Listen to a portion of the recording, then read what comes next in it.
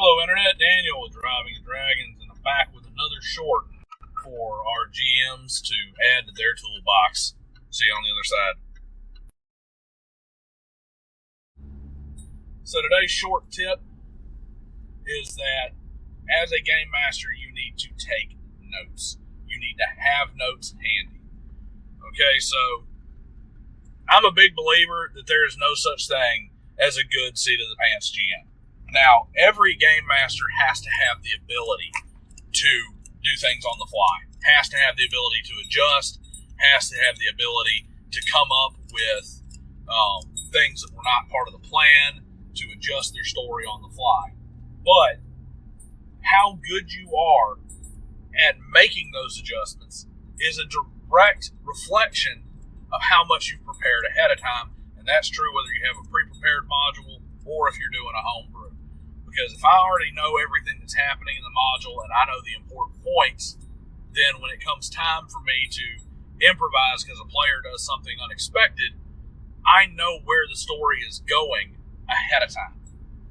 So, the way I do my adventures, I'm going to knock out a quick outline and I'm going to flesh it out as we move week to week, and I'm going to make adjustments. But every week when I go into play, I'm going to have bullet point notes. Here's an example. You're playing in an Oriental Adventures campaign, Dungeons and Dragons style. You got 6 or 7 different clans that are all, working against each other. I'm going to have the bullet points of what's important to those clans set aside for me. I'm going to have, this clan.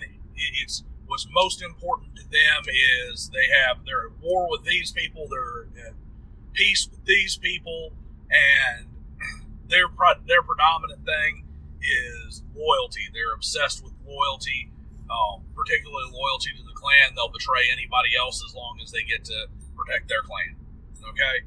I'm going to have these little bullet points in there, and I may even have a couple of bullet points of minor clan names that could be associated with them, or figures that could be part of their hierarchy. Why? Because if the players go off the rails and they go some different direction, something that I don't have part of my regular story, I have right there a list of little factoids that I can use to build out that improvisation that I have to do and still fit within my game world. Also, it's important to keep notes on the backside. You need to know where your players have been, what they've done, people they've talked to.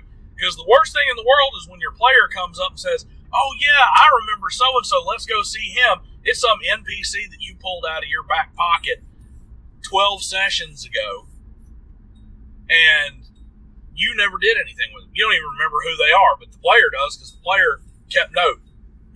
I remember this fixer in this part of town in my Cyberpunk game, and the players remembered him, and I forgot about him, and now they're going to him for help, and it makes sense that they would in the story because of what I'd said about him before, but because I didn't make any notes of it, I didn't jot anything down, it was an improvisation to get through something, now I have a big gaping hole in my story because I didn't bother to take any notes, and I'm having to try and remember something on the back end months later.